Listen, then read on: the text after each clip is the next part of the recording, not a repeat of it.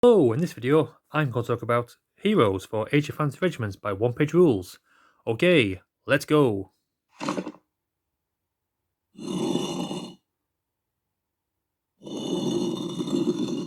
Age of Fantasy Regiments, heroes have two sorts of categories.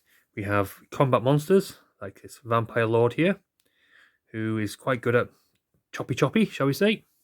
We also have support characters, like this Necromancer, for example, who's there to cast spells and isn't too good in combat. So with that in mind, there's two ways you can deploy units. Eternal Wardens is quite powerful by itself. If I was to have this character join the unit, if possible, like so, it would be a bit of an overkill for their unit output. Because by himself, this character is a bit of a beat stick and is quite capable of going by himself as a separate unit. And this way, it maxes my activations. I now have 2 unit activations instead of just the 1 activation. And with that, I can do certain tricks as I've shown before in my previous video. Again, this character here is more of a support character with the Standardbearer. He's still good in combat, but he's better utilised if he is in a unit. So what I would do in this case, I would have him in the unit, and this guy would have to go at the back there. And this way, when this unit activates, it's 1 activation, and I get the maximise of them all.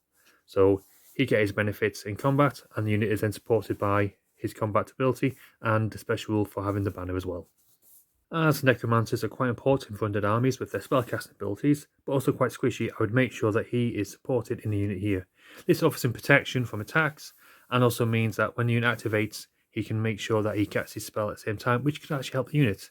For some spells that wizards can cast can make the unit they're in or unit nearby better in combat, so you make sure you cast a spell on the unit at a time as you activate the unit into charge to combat, and make sure the enemy cannot move away from you knowing there's a threat coming.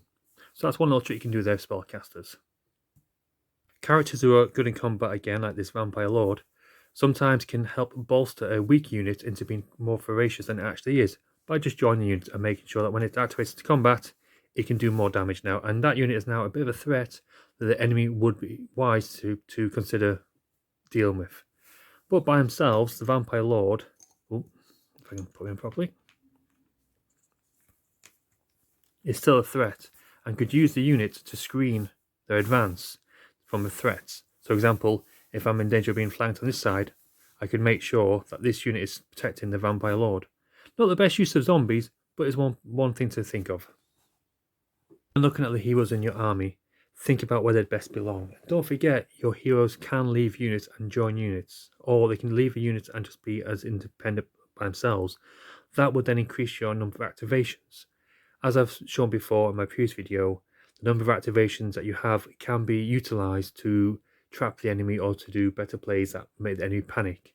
So there's no right and wrong way of using your heroes, other than with ones who are quite squishy, for example like Necromancer going alone. The only way they could work is if they go behind a unit, like so. But even then, sometimes it's best to be in the unit, so you can't get flanked by something, or you're not vulnerable then to enemy snipers if the enemy has something that can snipe you. Okay, I hope this video has been useful for you and how to use your heroes in Age of Fantasy Regiments by one-page rules. The next video in this series is going to be me playing, hopefully, a demo game of the single play rules. I'm thinking of using my Eternal Wardens against my Vampire Counts. Okay, if you enjoyed the video, please leave a comment below, and as always, I'll catch you later.